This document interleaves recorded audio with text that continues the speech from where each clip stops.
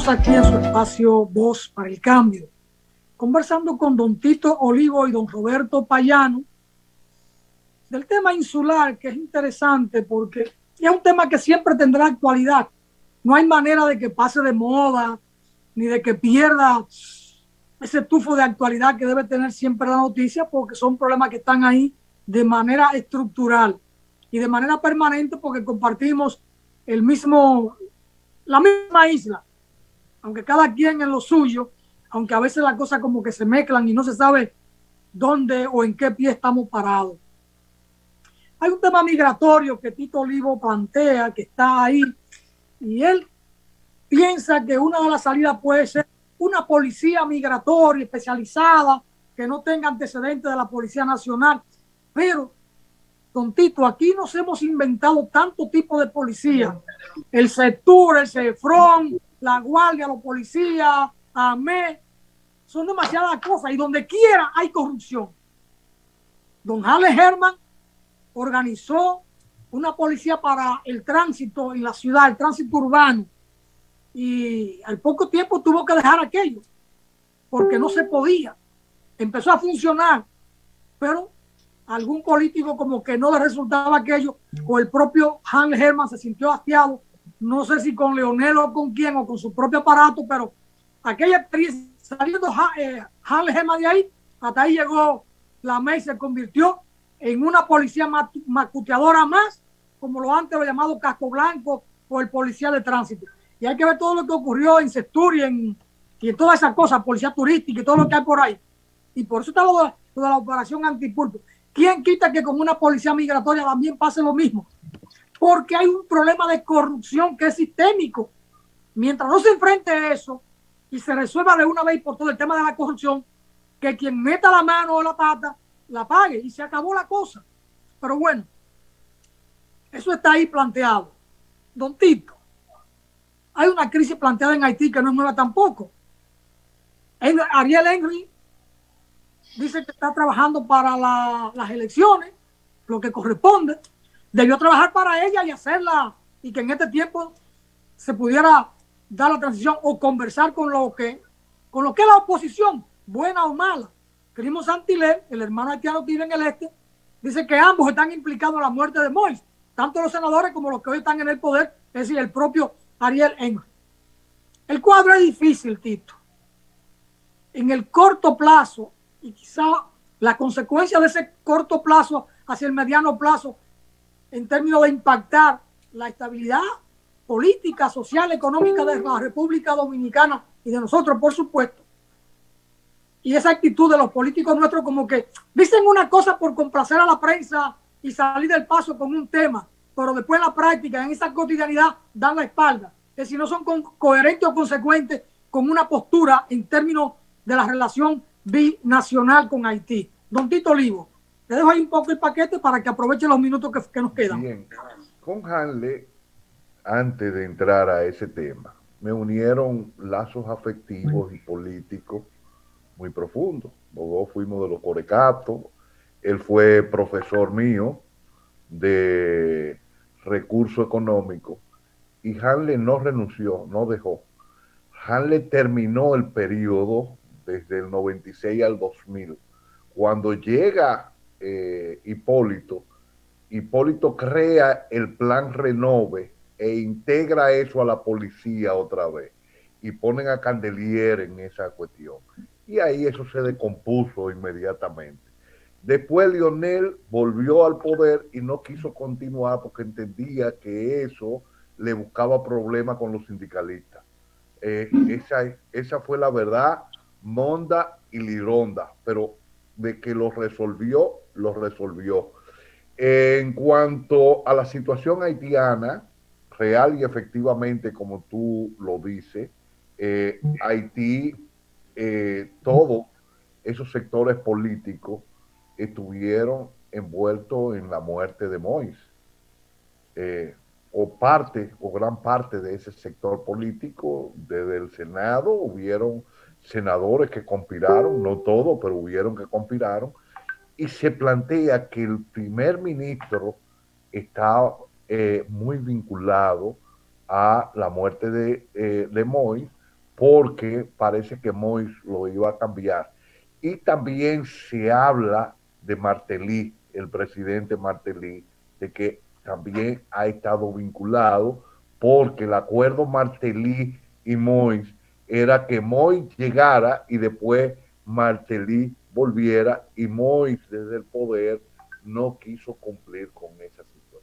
Ahora, la situación haitiana pasa por el entendimiento de ellos, de la situación de la que ellos están viviendo, de la comprensión de ellos. Y habría que ver hasta cuál va a ser el nivel de aguante de la población, si va a seguir manteniéndose en esa situación de caos que están viviendo, o va a haber un reordenamiento, va a aparecer un líder político que pueda canalizar la lucha y hacer alguna transformación en Haití. Ahora no se vislumbra eso. Veo que Aristide, como que después del segundo golpe de Estado, se ha aislado de la política, se mantiene aislado. La Balá ya no es la fuerza que era anteriormente, y que ahí lo que hay son enfrentamientos entre grupos por manejar negocios que van desde los negocios legales hasta los negocios ilegales que se manejan desde el poder en Haití. Entonces, desde la República Dominicana, nosotros lo que tenemos que ver es cómo podemos nosotros hacer cumplir las leyes dominicanas, y dentro de esas las leyes migratorias, para ponerle freno, porque eso puede crear graves problemas, porque hay grupos que se manejan en eso y exacerban los ánimos, pero también hay gente que ven que su situación económica no mejora porque vienen los haitianos y hacen el trabajo más barato. Y eso es lo que se ha vendido, pero que realmente lo que hay es un capital que busca la rentabilidad, no por el desarrollo tecnológico, sino por la sobreexplotación de la mano de obra. Y cuando ellos tienen un obrero haitiano que no tienen que sacarle seguridad social, que le van a pagar por debajo de el precio que ellos ganan, que se tiene que quedar en la obra a dormir, y ellos evitan el sereno porque esa gente están ahí, y que cuando llega la hora de la quincena le dan 2 o 3 pesos a un inspector de migración para que se aparezca con la camiona, como se dice, y se lo lleve. Entonces, así no puede operar una sociedad. La sociedad tiene que operar sobre otros marcos y debe operar sobre reglas, no en esa condición. Don Roberto Payano, ¿alguna interrogante para Tito? Totalmente, pienso que don Tito ha esbozado. Tito, le quito el don siempre. Sí, Tito. Por eso de don como que me hace como clavista. No, pienso que Tito ha esbozado en Voz para el Cambio como nosotros los dominicanos, sin dejar de ser dominicanos, amar nuestro pedazo, cuidar nuestro pedazo. Si es verdad que es nuestro, porque todo eso es parte de una discusión sobre nacionalismo que está pendiente. Pero vamos a suponer que este es nuestro terruño y hay que protegerlo y lo que sea. Realmente cumpliendo la ley de nosotros. Después averiguamos la de los otros y qué ellos pueden hacer allá y si los ayudamos o no. Hasta si no lo ayudamos lo podemos discutir. Pero en realidad con una política de hipocresía de Estado, no es verdad que vamos a pasar de exacerbar odios, pero no vamos a resolver ese problema del desorden, de la indocumentación en ciertos tipos de migración, en ciertos grupos que son mucho más que otros, Y ni siquiera eso es lo más importante, porque hay inmigrantes indocumentados de otros países que son mucho menos cantidad, pero más preparados tecnológicamente, económicamente, y vienen a hacer daño, que cada uno de ellos vale por 100 de otros países que lo que vienen es a comer. Ojalá que en algún momento podamos tener una política de Estado honesta para resolver ese problema de verdad, de acuerdo a la ley, no hay problema, pero sin hipocresía. Repito, como la del alcalde de Santiago de los Caballeros, que quiere nada más hablar de eso para que no le recuerden cosas que a él no le conviene recordar y que no voy a mencionar ahora para no distraer el tema. Eh, los vinchos no son nacionalistas, bueno, tal vez nacionalistas en el viejo concepto de Adolfo Hitler, pero no son más dominicanos que nadie. Y han querido convertir ese tema en su bandera de lucha para mantener vigencia. Sobre el odio, no sobre resolver ningún problema legal, procedimental. Y yo pienso que para resolver eso, el primer camino es la creación de ese cuerpo de seguridad especializado en el tema. Esa es mi opinión. Adelante, Tito. No, yo estoy totalmente de acuerdo. Sin un organismo especializado que conozca la realidad, esa realidad, esa realidad de la migración, pero sobre todo que conozca la realidad de la frontera, no se va a resolver ese problema. Porque primero, un problema para resolverlo tú tienes que plantearlo, tú tienes que conocerlo, al plantearlo tú tienes que conocerlo. Eso nos lo enseñaron en matemáticas. Y si tú no lo conoces, jamás lo vas a resolver aunque esté copiando. Y lo que nosotros hacemos aquí son copias mal hechas, muy mal hechas. Y con un supuesto trujillismo rancio de que Trujillo dicen que resolvió ese problema siendo embuste. Trujillo lo que hizo fue que lo agudizó y creó una matanza para beneficio de él, porque él lo que quería era mantener en forma esclavista a esos haitianos que él sacó de la frontera, mantenerlo en la finca de él, la finca cañera para la producción de caña. Entonces, así no podemos nosotros. Y tampoco matando gente, matando seres humanos, es que usted puede corregir un problema. Debemos sacarnos esa posición hitleriana y trujillista de la cabeza. Las situaciones hay que resolverlas concediendo los derechos humanos a la persona y haciendo cumplir la ley. Tito, Tito, rápidamente. Una policía migratoria. Eso implica no solo la frontera, los aeropuertos, los puertos, por donde entran extranjeros.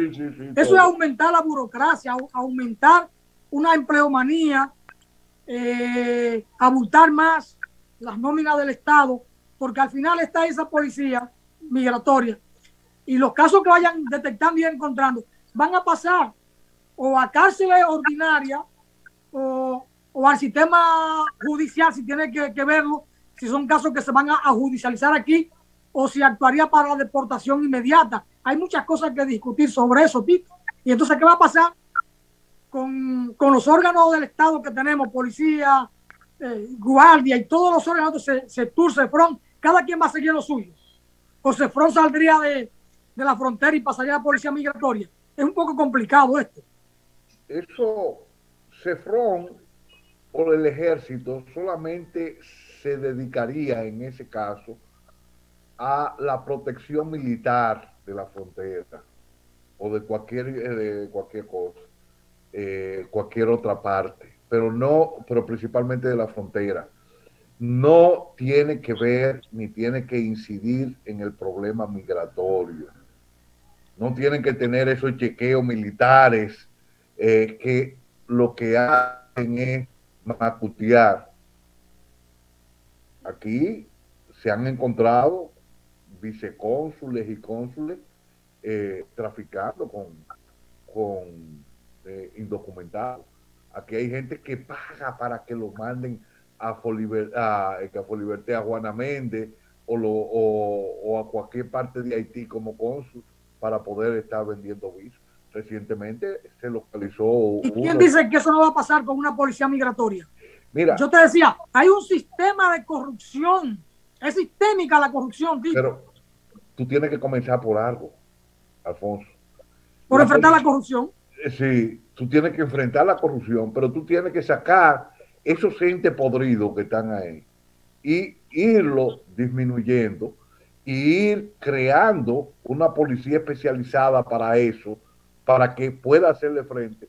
Porque tú no puedes seguir atacando la corrupción con los mismos entes corruptos que tú tienes ahí. Tú no lo puedes hacer. Entonces tú tampoco puedes eliminar las Fuerzas Armadas de ahora para ahorita. Tú tienes ni la Policía Nacional. ¿Por qué se han creado todos esos organismos especializados? Es porque sencillamente la policía dominicana no funciona. No funciona. Tito, ¿qué funciona en el país? El Ministerio Público no funciona, funciona la cabeza. Y hay un boom de opinión, en términos de opinión pública. Pero ¿qué ocurre en San Pedro de Macorís? ¿Qué ocurre en Dajabón? ¿Qué ocurre en Santiago? ¿Qué ocurre en Barahona? ¿Qué ocurre en Elías Piña? ¿Qué ocurre en Loma de Cabrera? ¿En San Francisco? ¿Qué ocurre con los ministros? ¿Qué ocurre con el cuerpo diplomático, sobre todo el consular?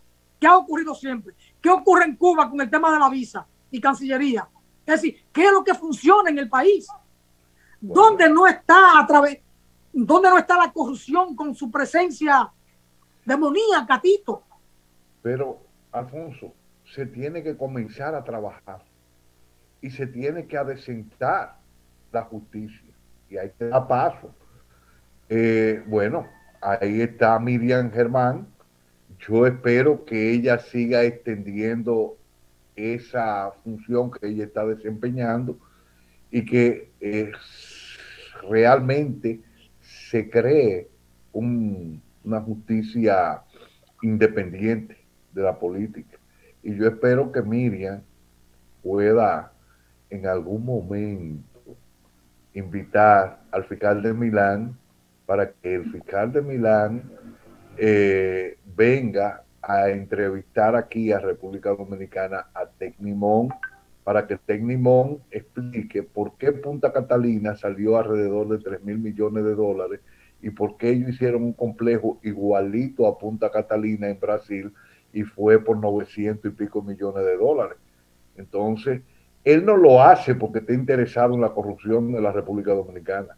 El fiscal de Milán quiere entrevistar a Tecnimón en República Dominicana porque Tecnimón no pagó impuestos sobre esos sobrecostos que hizo con Punta Catalina.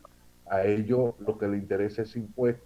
Entonces, me gustaría que sí, Miriam, ya que el anterior Procurador General de la República no obtemperó a eso, que lo haga, porque esa es una función de ir adecentando la justicia. Se nos fue el tiempo y hay tantas cosas que conversar con don Tito Olivo y don Roberto Payano. Muchas gracias, queridos hermanos. Bueno, quedo con más luces sobre el tema insular y de paso de otros temas ahí. Por ejemplo, que introduce don Tito al final del programa, pero ya no hay tiempo para ver lo del fiscal de Milán y lo de Tecnimón y por qué invitarlo y cómo se entera doña Miriam de esto para que lo invite, a cuenta de qué y todas esas cosas.